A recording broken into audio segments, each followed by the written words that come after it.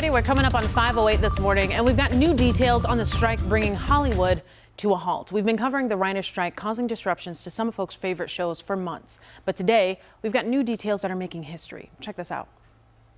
How they plead poverty, that they're losing money left and right when giving hundreds of millions of dollars to their CEOs. It is disgusting.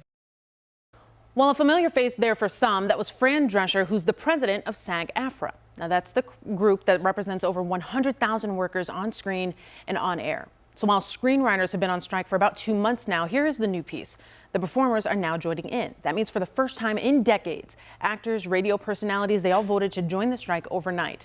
Now, it led to big-name celebrities walking out on sets, but here's what you need to know. So a lot of this is about contracts. The rise of streaming systems is taking about bite out of actors' paychecks. So actors want their contracts to be written in a way that protects the way they make money. And artificial intelligence is a growing concern as well. So for actors, the concern is that they can be exploited online. Again, on the contract, should this happen, actors want language in there that protects and compensates them. Now, this morning, we're hearing from Disney CEO Bob Iger responding to the actors' demands in an exclusive interview with CNBC. There's a level of expectation that they have that is just not realistic. That is, quite frankly, very disruptive.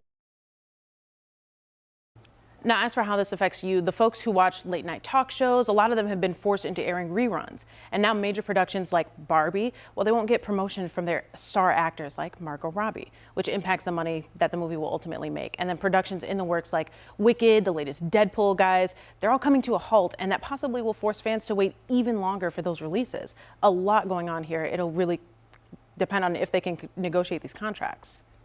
The thing is, the Bob Igers of the world and the Brad Pitts of the world are all going to be perfectly fine. Yeah. You have a lot of people who act, who don't have big names, who are just regular working folks trying to make ends meet. And writers. Who are impacted by this quite a bit.